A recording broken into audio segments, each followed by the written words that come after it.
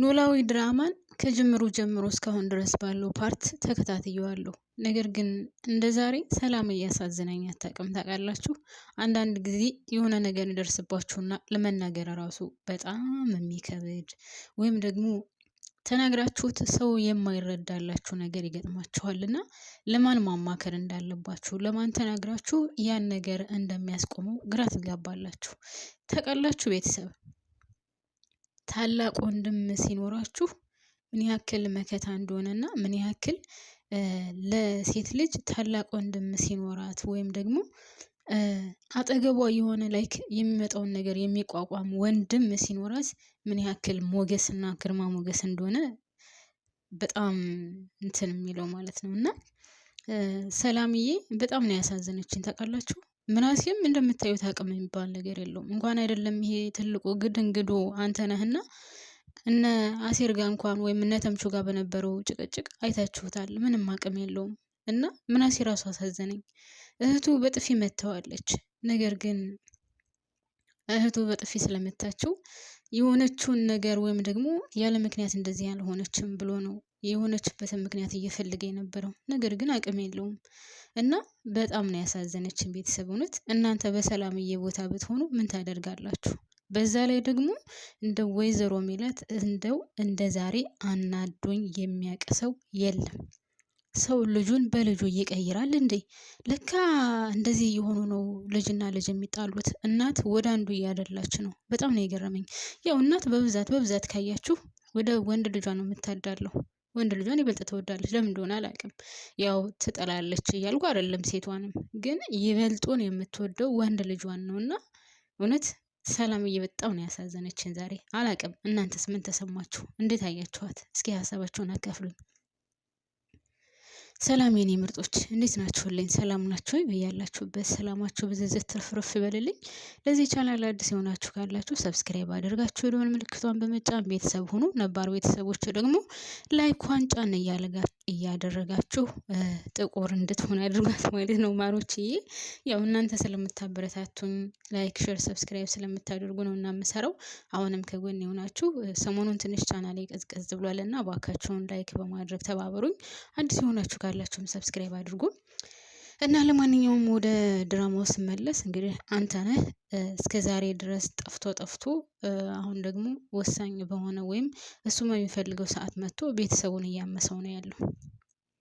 በጣም የሚያሳዝነው ነገር ትልቅ ወንድም አለመኖሩና ምናሴ ትንሽ መሆኑ በጣም ነው ያዘንኩት። ምናሴ የሰላምዬ ታላቅ ወይም የሀኒቾ ታላቅ ሆኖ ቢሆን ኑሮ ምናልባትም ነገሮችን ትንሽ የመቆጣጠር አቅሙ ይኖረው ነበር። ነገር ግን አንደኛ ደረጃ በሽተኛ ነው፣ ሁለተኛ ደረጃ ደግሞ በዚህች አቅሙ ምንም ማድረግ አይችልም ምናሴ።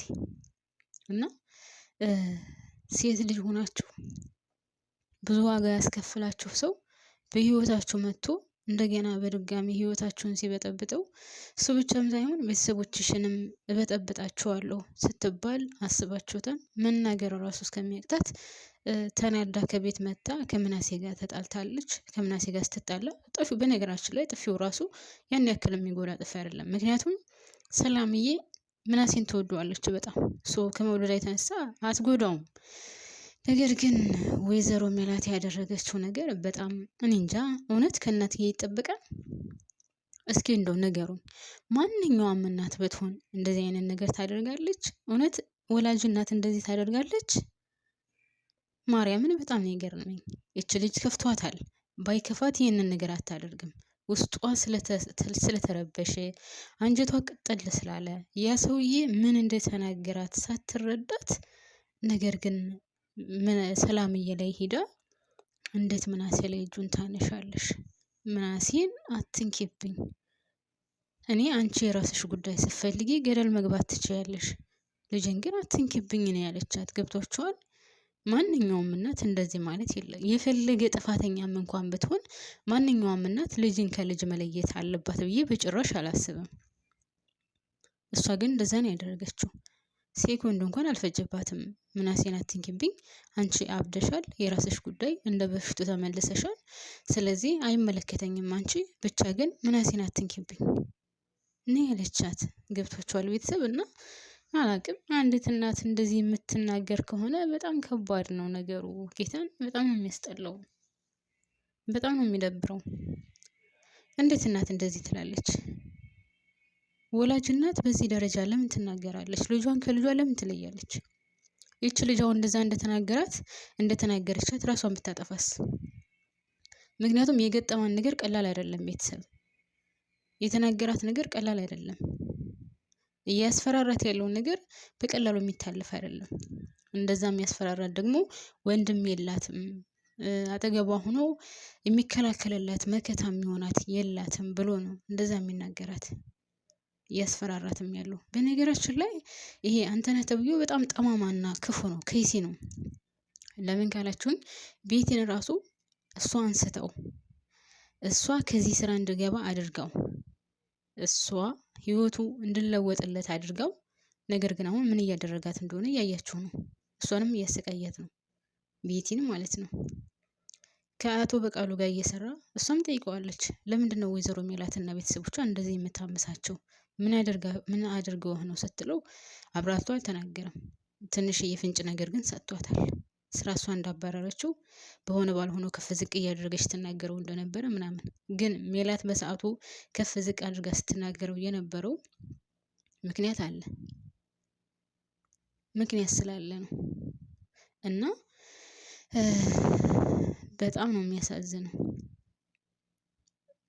አላቅም። ሴት ስትሆኑ በጣም ብዙ ፈተና አለ። እውነት ሴት መሆን አንዳንድ ጊዜ በጣም ያስጠላል። እግዚአብሔርን ነው የምላችሁ። ሳትፈልጉ ፈተናዎች ይመጡባችኋል።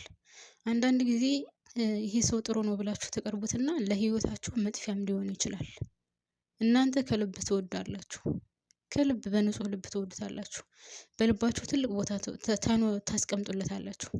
ከዛ በኋላ ያ ሰውዬ እንደወደዳችሁና እናንተም እንደወደዳችሁት እሱም እንደወደዳችሁ የሚቀር መስሎ እስከሚታያችሁ ድረስ ትደርሳላችሁ። ነገር ግን ብዙ ጊዜ ሳይጓዝ፣ ብዙ ጊዜ ሳይራመድ፣ ረጅም ርቀት ሳይሄድ እንደዚህ ባጭሩ ይቋጫል። ባጭሩ ሲቋጭ ግን ከውስጣችሁ ጠባሳ ጥሎባችሁ ነው የሚሄደው። ልክ እንደ ሰላም ለሰላም አሁን አስቀምጦባት የሄደው ጠባሳ መቼውንም የማይሻር መቼውንም የማይቀረፍ መቼውንም ከውስጧ የማይጠፋ ጠባሳ ነው ጥሎባት የሄደው። ያን ጠባሳ ጥሎባት ሄዶም እንኳን አሁን ድጋሜ ተመልሶ መጥቶ ያን ጠባሳ ነው እንደገና ምን እያጨው እየነሰነሰበት ያለው። ለማገገም እየሄደ ያለውን ጠባሳ እንደገና ለማቁሰል ተመልሶ መጣ። እኔ ግራ የገባኝ ነገር ምንድነው ታውቃላችሁ? ሰላም ማስወረዷ እንደታወቀ ይከታተላቸው ነበር ከስር ከስር ማለት ነው። ማርገዟንስ እንደታወቀ ማርገዟን ማስወረዷን ማን ነገረው? ምክንያቱም ከህይወቷ ወጥቶ ነበር በሰዓቱ። እና በጣም የሚገርም ነው። እንደው አሁን የሆነ እስከ ዛሬው ይልቅ አሁን ድራማው እንትን እያለ መጣ ታውቃላችሁ። በተለይ ደግሞ የዛሬው ፓርት ላይክ በጉጉት እንድትጠብቁት የሚያደርግ ነገር ሆኗል። እንትኑ ማለት ነው ይዘቱ። ግን ከምንም በላይ ደግሞ የሰላም ነገር በጣም ነው የሚያሳዝነው። በጣም እና ወይዘሮ ሜላት ያደረገችው ነገር፣ ኧረ ሜላት አንቺ እናንተ በጣም ክፉ ናት። ጌታን ማንኛውም እናት እንደዚህ አታደርግም። ምንም ልጅ ምን ሆነሽ ነው? ችግርሽ ምንድነው? መቼስ ያለ ምክንያት ምናሴን እንደዛ እንደማታደርጓት ታውቃለች። እሷም ራሷ ተናግራለች። ትልቅ ችግር ሳይደርስብሽ ምናሴን እንደዚህ አትናገረውም፣ ምናሴን እንደዚህ አታደርገውም ብላ ራሷ ተናግራለች። እንደዛ ከሆነ ሰላምዬ ምንም አይነት ችግር ሳይደርስባት ምናሴን እንደዛ ማታደርገው ከሆነ ልጅ ምን ሆነሽ ነው? ምን ሆነሽ ነው እንደዚህ የምትሆኚው? ለምን ምናሴን ተናገርሽው? በምን ምክንያት ነው? ውስጥሽ ምን አለ? ምን ሆነሽ ነው? የገጠመሽ ነገር ምንድን ነው ብላ መናገር ሲገባት፣ ነገር ግን የቆሰለውን ውስጧን የባስ ነው ያቆሰለቻት።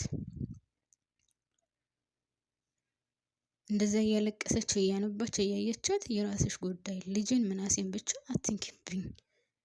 እውነት ትክክለኛ እናት ግን እንደዛ ታደርጋለች? የወለደች እናት እንደዛ አታደርግም። ምናልባትም እንደው የእንጀራ እናት ከሆነች እንደዛ ልታደርግ ትችላለች እንጂ ትክክለኛ ወላጅ እናት እኔ እንደዛ ታደርጋለች ብዬ አስቤ አላቅም። እግዚአብሔርን ያው መጨረሻ ላይ ይቅርታ ተባብለዋል። ግን ቢሆንም ይች ልጅ ውስጧ ተጎድቷል፣ ተሰብራለች። የገጠማን ነገር ቀላል አይደለም። ለቤተሰቦችሽ እናገርብሻለሁ፣ አዋርድሻለሁ እያላት ነው። ይህ ሰውዬ በቀላሉ የሚፋታት አይደለም። ስለዚህ ወይዘሮ ሜላት እንደዛም አድርጎ እኔ ውስጤን ነው ያመመኝ ታውቃላችሁ። የእውነት ሰላምን እያየኋት እኔ ራሱን በየመጣ ድራማውን እየሰራ እሷ ማለት ነው። እና በጣም ነው ያሳዘነችኝ። አላቅም እናንተስ እንደታያችኋት?